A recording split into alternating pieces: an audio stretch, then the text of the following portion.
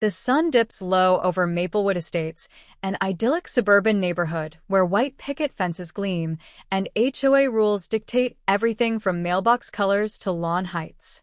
I never cared much for their rigid rules. I just wanted to grow my tomatoes in peace. I run my fingers over the vines, admiring the deep red Roma tomatoes hanging heavy from the branches. Gardening has always been my escape, a quiet act of defiance in a community where I've never quite fit in. My grandmother taught me how to grow tomatoes back home, and despite the HOA's constant nitpicking, I refuse to stop. "Hey, Jay, those are looking real nice," calls Mrs. Rodriguez, my next-door neighbor, peering over the fence. She's one of the few people here who doesn't treat me like an outsider. "Thanks," I reply, wiping my hands on my jeans. Finally got the watering schedule just right. I pull a ripe tomato off the vine and toss it to her. She catches it with a grin. Just as I turn back, something catches my eye, a gap in the vines, like someone had reached through and plucked a few. I frown. Could have been a squirrel. Or maybe a kid from the neighborhood. I shake it off and head inside, but the uneasy feeling lingers. That night, I check my little backyard patch again. A few more tomatoes are missing. Not just missing, gone. No half-eaten leftovers, no signs of pests. Someone is taking them. My stomach tightens. Who in this neighborhood would do that? Then I remember Karen. Her real name is Linda Davenport, but everyone, except her tight circle of HOA minions, knows her as Karen. She's the self-appointed neighborhood watchdog, always monitoring whose grass is a half-inch too tall or who dares to paint their door a color not pre-approved by the HOA. And she hates my garden. Front yard should look uniform. She'd snapped at me last month, pointing at my raised beds like they were a personal attack. No one wants to see a farm when they drive by. I'd ignored her. But now?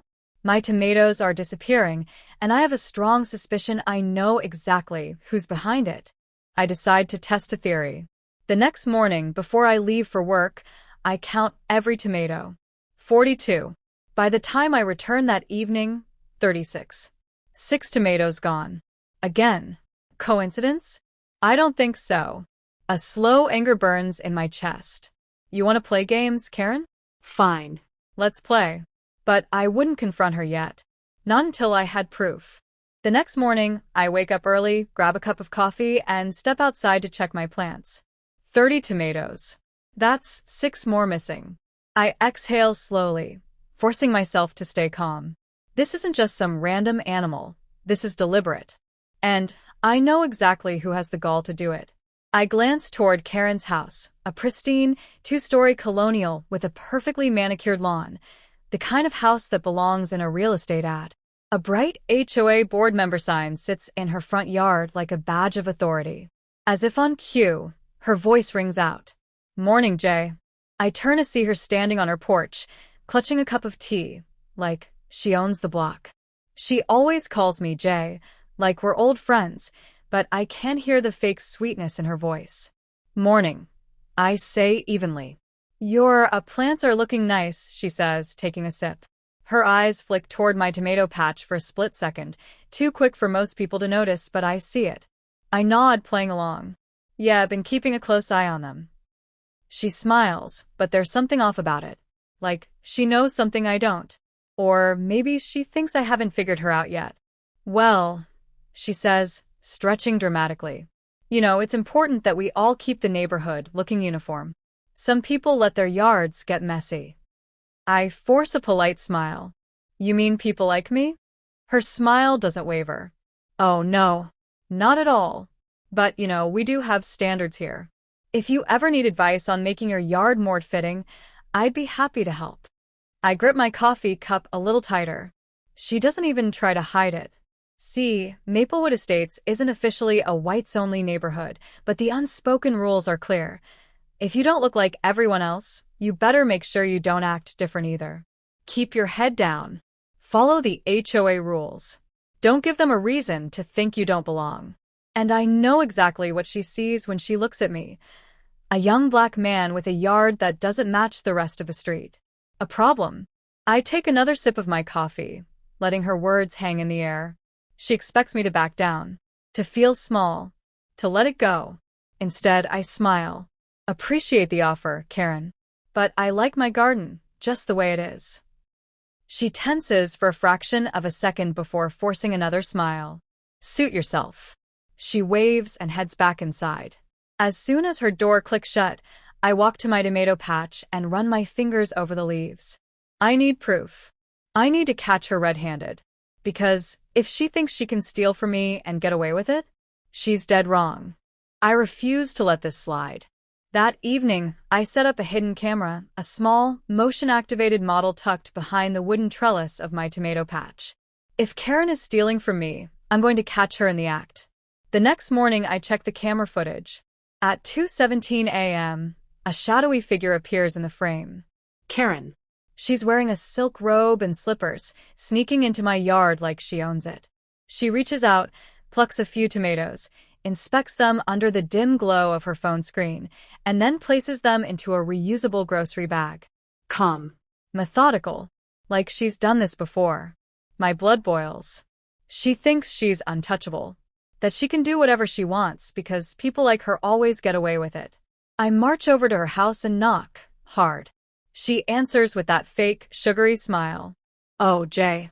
What a surprise. Can I help you with something? I hold up my phone, playing the footage of her stealing my tomatoes. Her face barely twitches, but I see it. That flicker of panic before she masks it with arrogance. Wow, she says, feigning shock. That's quite the misunderstanding. Misunderstanding. I scoff. You broke into my yard at 2 a.m. She laughs. Not nervously, mockingly. Oh, Jay, don't be so dramatic. It's just a few tomatoes. Besides, the HOA has been discussing your garden for a while now. Some of us think it's a bit excessive. Not exactly aesthetic, you know? She tilts her head, voice dripping with condescension. I was just making sure it wasn't attracting pests. I stare at her, stunned at her audacity. You are stealing from me, I say, my voice low, measured. She sighs like she's dealing with a child. You have so many, Jay. And honestly, this neighborhood isn't really suited for urban farming. There it is. Urban. The way she says it, like it's something dirty. Like my garden doesn't belong, because I don't belong. I clench my fists, but I won't give her the satisfaction of seeing me angry. Delete that footage, she says suddenly. You know, filming people without their consent is a violation of HOA regulations. I'd hate to have to report you. I almost laugh at the sheer nerve of this woman. Report me. I shake my head. For recording my own property? I don't think so. Her smile tightens. You'd be surprised at how quickly rules can change. I know what she's saying. She has influence, connections. If she wants to make my life hell, she can. But she doesn't realize I'm not backing down. I walk away, phone in hand, but I need to be smarter about this. If I take this to the HOA, she'll spin it. If I go to the police, they'll laugh in my face. I need to humiliate her. I need to make sure everyone sees what she really is. So I call Mrs. Rodriguez. Within minutes, half the street knows what's going on. She's been stealing from you? Again? Mrs. Rodriguez shakes her head. Oh, we're putting a stop to this. She makes some calls, and before I know it, a small neighborhood alliance forms. The people Karen's targeted before, the single mom she tried to find for her cluttered yard, the elderly couple she harassed over their flower beds, the immigrant family she tried to evict. Turns out I'm not the first. By the time the sun sets, we have a plan.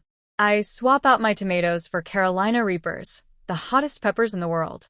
And I reset the cameras. Karen won't just get caught this time. She'll feel it. I don't have to wait long. The very next night, Karen strikes again. At 1:58 a.m., my hidden camera picks up movement. She's back in her silk robe, clutching that reusable grocery bag like she's on a Whole Foods run. But tonight? Tonight is different. She reaches into the vine, plucks one of my Carolina Reapers, and pops it into her mouth like it's a grape. For a second, nothing happens. Then, Her whole body jerks. she gasps, clutching at her throat, her legs buckling as she stumbles back. The camera catches it all. The way she violently coughs, The way she stumbles into my fence, her phone slipping from her hands as she wheezes, desperate for air. She scrambles, dropping her bag of stolen goods, clawing at her tongue like she's trying to rip the fire off it. And I watch. Because I told her to stop. Because she thought she was untouchable.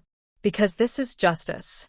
When she finally regains enough control to grab her phone, she rushes back to her house, slamming the door behind her. I smile. She's done. But I'm not finished yet. The next morning, I wake up early, freshen up, and wait. Right on schedule, Karen storms down her driveway, fury burning behind her bloodshot eyes. She's got sunglasses on, but I can tell she barely slept. Probably spent half the night with ice cubes in her mouth, regretting every decision that led her here. And now? She's looking for someone to blame. She marches toward my house like she owns the pavement. I step outside, casually sipping my coffee. You, she spits, jabbing a manicured finger toward me. I raise an eyebrow. Morning, Karen. You seemed upset. Her nostrils flare. Don't play dumb. You poison me. I take another slow sip. Poisoned. That thing you put in your garden, she snaps, her voice rising. I could have died. I should call the police. Karen, I say, setting my mug down. Are you admitting you were stealing from my garden? Her mouth opens, then shuts. Her face turns red, anger twisting into something closer to panic. You set me up, she hisses. I tilt my head. So, you're saying you trespassed onto my property, stole from me again, and ate something that wasn't yours? Sounds like a personal problem. That's not the point. She looks around, as if expecting the neighbors to back her up. But the street is quiet. Too quiet. And then, right on cue, Mrs. Rodriguez steps onto her porch. Everything okay, Karen? She calls, voice dripping with fake concern. Karen stiffens. And then, one by one, doors start opening. The elderly couple across the street. The single mom. The immigrant family she once harassed. All of them watching. Karen swallows hard. She knows what this is. She's been caught. I have proof, by the way, I say casually, holding on my phone. Her eyes flick to the screen, and I hit play. The video from last night, the whole video, begins to play, complete with her theft, her arrogance, and her panicked reaction to the Carolina Reaper. Karen blanches. You wouldn't, she breathes. I smirk. Wouldn't I? And then, just to drive the knife in deeper, I airdrop the video to everyone on the street. Phones ding. People check their screens. Karen watches her reputation crumble in real time. Her breathing turns erratic. She looks at me, then at the neighbors, then back at me. You can't do this. You did it to yourself, Mrs. Rodriguez says, arms crossed. The murmurs start. She really stole from him, and she tried to make it his fault. I knew she was bad, but wow. Karen spins, looking for support, but there's none. For the first time, she's powerless. You should go home, Karen. I say, my voice calm but firm. You've embarrassed yourself enough. Her face contorts with rage, but there's nothing left for her to do. So she does the only thing she can. She turns and runs. Karen flees back into her house, but she can't hide. The neighborhood group chat is already buzzing. Her theft, her humiliation, the sheer audacity of her privilege on full display. The video is being shared, and I know it's only a matter of time before the HOA board gets involved. But I'm not done yet. I send the footage to the local news station. I don't expect them to bite, but within 2 hours, I get a response. Jay, this is unbelievable. Would you be open to an interview? People need to see this. Oh, I'm more than open. By the afternoon, a news van rolls onto Maplewood Estates. A reporter, a young black woman named Kendra, steps out with a cameraman. She shakes my hand firmly, her eyes sharp with interest. Mr. Carter, she says, setting up her mic, this video has already gone viral online. People are calling it the garden heist of Maplewood. Can you walk us through what happened? I do. I tell them about the missing tomatoes, the sneaking suspicions, the hidden camera, and Karen's entitled arrogance. By the time I finish, a small crowd has gathered, neighbors, passersby, even a few HOA members. And then, as if on cue, Karen storms out of her house. Her face is blotchy with stress, her hair a mess, the very picture of someone losing control. "What the hell is this?" she screeches, marching toward me. "You called the news? You're trying to ruin me." I glance at Kendra, who subtly motions for the cameraman to keep rolling. "Karen," I say, keeping my voice cool. "I didn't have to do anything. You ruined yourself." She turns to the crowd, desperate to regain her power. "He set me up," she cries. He tricked me into eating that thing. He could have killed me." Murmurs ripple through the crowd. Kendra raises an eyebrow. "So, you admit you stole from him?" Karen's mouth snaps shut. She turns red, then white, then red again. Cornered. Exposed. That's not the point," she stammers. He shouldn't even have that garden. The HOA rules." "Oh, we checked," Kendra interrupts smoothly. "Mr. Carter's garden is perfectly within HOA guidelines. But, funny thing, we also found out that you've been breaking HOA regulations." Karen freezes. "What?" she croaks. Kendra pulls out a folder. "Your house? That second-story deck? The white vinyl fence? All unapproved. And let's not forget the fines you illegally issued to other homeowners. The HOA is investigating all of it now."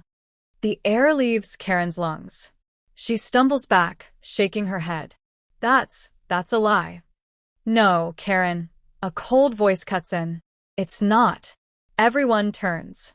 Standing at the edge of the crowd is HOA President Samuel Green. Samuel is an older white man, but he's not Karen's friend today. His expression is unreadable, but the stack of papers in his hand? Those tell the story. "I received an official complaint this morning," he says, stepping forward. "I had our compliance team review the footage, and Ms. Davenport, this is bad." Karen's lips quiver. "Samuel, please." "I also spoke to other homeowners," he continues, eyes narrowing. "Your pattern of harassment, the selective fines, the way you've targeted people who don't look like you." He glances at me, then back at her. "I should have looked into this sooner." Karen physically trembles now. "Samuel, listen, you know me. You know I was just trying to steal from your neighbor," he cuts in. "Trying to lie to cover your tracks? Trying to weaponize HOA rules to control who gets to feel comfortable here." He shakes his head. "You're finished, Karen." Dead silence. Then, Samuel lifts the folder in his hand. "This is a formal motion for your removal from the HOA board. Effective immediately." Karen staggers. "No, you can't." "Oh, and one more thing." Samuel's voice hardens. "That illegal fence and deck? You have 1 week to take them down before we fine you. And trust me, we'll make sure those fines stick." Karen gasps, actually clutching her chest like she's been shot. "But I am the HOA," she whispers. "Not anymore." A beat of silence. Then Mrs. Rodriguez claps. Then the single mom. Then the elderly couple. Then the entire crowd erupts into applause. Karen looks around wildly, chest heaving, as the realization sets in. She has lost everything. Her power, her reputation, her control over this neighborhood. The camera catches it all. And for the first time since she moved here, Karen is just another resident. No title, no privilege, no authority, just a bitter, exposed fraud. The neighborhood has changed. For the first time in years, Maplewood feels lighter, like a storm has passed, and the sun can finally break through. Karen is gone, not just from the HOA board, from the entire neighborhood. The fallout from her exposure hit fast and hard. The news segment went viral, sparking local outrage. The HOA fines piled up, and when she refused to pay, they took legal action. Her property value plummeted, and with the entire community turning against her, she had no choice but to put her house up for sale. Within 2 weeks, she was packing up her life in cardboard boxes. I watched from my porch as a moving truck rolled up to her driveway. No one came to say goodbye. She saw me watching. For a moment, it looked like she wanted to say something, maybe beg, maybe scream, maybe curse my name. But she didn't. She just climbed into her car and drove away. And that was it. With Karen gone, things changed for the better. HOA fines stopped being weaponized against people of color. The board was restructured to include a more diverse group of homeowners. People started talking more, looking out for each other, breaking the invisible walls Karen had built between us. Mrs. Rodriguez stopped by with homemade flan. The single mom down the street finally felt safe enough to let her kids play outside. The elderly couple who had once been too afraid to speak up, they joined the new HOA board. And my garden? Thriving. Tomatoes, cucumbers, peppers, all untouched, all mine. One afternoon, as I tended to my vines, Samuel Green stopped by. He shifted awkwardly before clearing his throat. I wanted to say, he sighed, rubbing the back of his neck. I should have noticed sooner. The way Karen was treating you. The way she treated a lot of people. I didn't say anything. I just let him talk. She had me convinced that she was just keeping the neighborhood in order, he admitted. But I see it now. I see how I let it happen. He looked me in the eye. I'm sorry. I studied him for a moment, then nodded. Make sure it never happens again. He swallowed and nodded back. I will. Then, as he turned to leave, he hesitated. Oh, by the way, I saw the new tomatoes coming in. I smirked. Want to try one? He paled. Which kind? I grinned. Carolina Reaper. His face drained of color. Yeah, I'm good. I laughed as he walked away, shaking his head. Peace had returned to Maplewood. And this time it was here to stay.